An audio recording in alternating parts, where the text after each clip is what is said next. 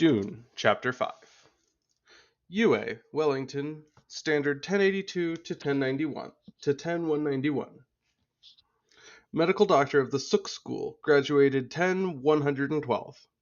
Married to Juana Marcus, BG, Standard 10,092. Died 10,086 approximately. Chiefly noted as betrayer of Duke Leto Atreides. Cf. Bibliography Appendix 7 Imperial Conditioning and Betrayal from Dictionary of Muad'Dib by Princess Irulan. Although he heard Dr.Yueh enter the training room, noting the stiff deliberation of the man's pace, Paul remained stretched out face down on the exercise table where the masseuse had left him. He felt deliciously relaxed after the workout with Gurney Halleck. "You do look comfortable," said Yueh in his calm, high-pitched voice. Paul raised his head, saw the man's stick figure standing several paces away, took in at a glance the wrinkled black clothing, the square block of a head with purple lips and a drooping mustache, the diamond tattoo of imperial conditioning on his forehead, the long black hair caught in the Suk School silver ring at the left shoulder. "You'll be happy to hear we haven't time for regular lessons today," Yueh said. "Your father will be along presently." Paul sat up. "However, I've arranged for you to have a film book viewer and several lessons during the crossing to Arrakis." "Oh." Paul began pulling on his clothes. He felt excitement that his father would be coming. They had spent so little time together since the Emperor's command to take over the fief of Arrakis. Yueh crossed to the L table, thinking, how the boy has filled out these past few months. Such a waste. Oh, such a sad waste. And he reminded himself, I must not falter. What I do is done to be certain my Juana no longer can be hurt by the Harkonnen beasts. Paul joined him at the table, buttoning his jacket. What'll I be studying on the way across? "Ah, the tyrannic life forms of Arrakis. The planet seems to have opened its arms to certain tyrannic life forms. It's not clear how. I must seek out the planetary econologist when we arrive, Dr. Kynes, and offer my help in the investigation." And Yueh thought, what am I saying? I play the hypocrite even with myself. Will there be something on the Fremen? Paul asked. The Fremen?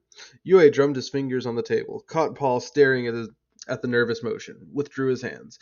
"Maybe you have something on the whole Arrakeen population?" Paul said. "Yes, to be sure. There are two general separations of the people. Fremen, they are one group, and the others are the people of the Graben, the Sink, and the Pan. There's some intermarriage, I'm told. The women of the Pan and Sink villages prefer Fremen husbands, and their men prefer Fremen wives. They have a saying, polish comes from the cities, wisdom from the desert." "Do you have pictures of them?" "I'll see what I can get you. The most interesting feature, of course, is their eyes, totally blue, no whites in them." "Mutation?" "No, it's linked to the saturation of the blood with melange." "The Fremen must be brave to live at the edge of the desert." "By all accounts," Yueh said. "They compose poems to their knives. Their women are as fierce as their men. Even Fremen children are violent and dangerous. You'll not be permitted to mingle with them, I dare say." Paul stared at Yueh, finding in these glimpses of the Fremen a power of words that caught his entire attention. What a people to win over as allies! And the worms? What? I'd like to study more about the sandworms. Ah, to be sure. I've a film book on a small specimen, only 110 meters long and 22 meters in diameter. It was taken in the northern latitudes. Worms of more than 400 meters in length have been recorded by reliable witnesses, and there's reason to believe even larger ones exist. Paul glanced down at the conical projection chart of the northern Arrakeen latitudes spread on the table.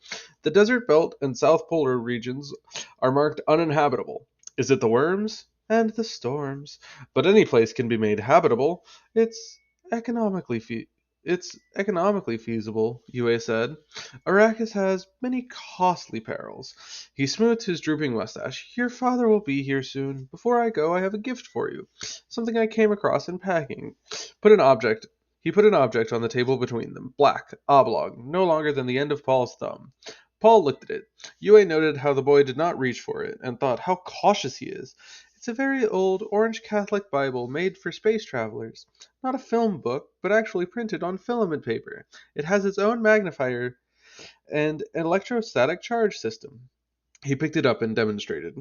The book is held closed by the charge, which forces against spring-locked covers. You press the edge thus, and the page you selected repel each other, and the book opens. It's so small. But it's 1800 pages. You press the edge thus, and so, and the charge moves ahead one page at a time as you read. Never touch the actual page with your fingers. The filament tissue is too delicate. He closed the book, handed it to Paul. Try it. Yueh watched Paul work the page adjustment and thought, I salve my own conscience. I give him the surcease of religion before betraying him. Thus I may say to myself that he is gone somewhere I cannot go. This must have been made before film books, Paul said. It's quite old. Let it be our secret, eh? Your parents might think it too valuable for one so young. And Yueh thought, his mother would certainly wonder at my motives. Well, Paul closed the book, held it in his hand. If it's so valuable, indulge an old man's whim, Yueh said. It was given to me when I was very young, he thought, I must catch his mind as well as his cupidity. Open to 467 Kalama, where it says, From water does all life begin. There's a slight notch on the edge of the cover to mark the place. Paul felt the cover, detected two notches, one shallower than the other. He pressed the shallower one, and the book spread open in his palm. Its magnifier sliding into place. Read it aloud, Yueh said. Paul wet his lips and read, Think you of the fact that a deaf person cannot hear. Then, what deafness may we not all possess? What senses do we lack that we cannot see and cannot hear another world all around us?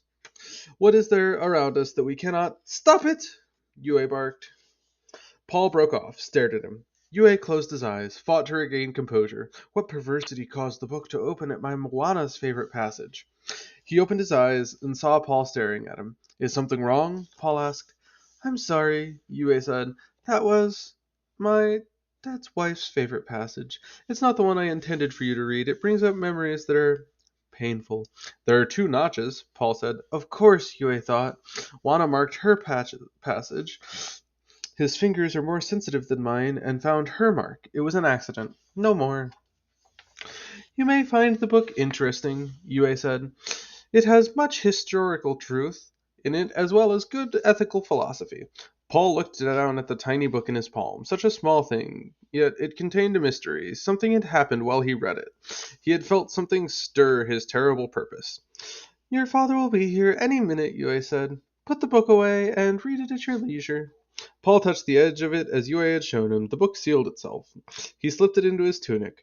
For a moment there, when Yueh had barked at him, Paul had feared the man would demand the book's return. Thank you for your gift, Dr.Yueh, Paul said, speaking formally. It will be our secret. If there's a gift of favor you wish from me, please do not hesitate to ask. I need for nothing, Yueh said, and he thought, why do I stand here torturing myself, and torturing this poor lad, though he does not know it? Oi! Those damn Harkonnen beasts! Why did they choose me for their abomination?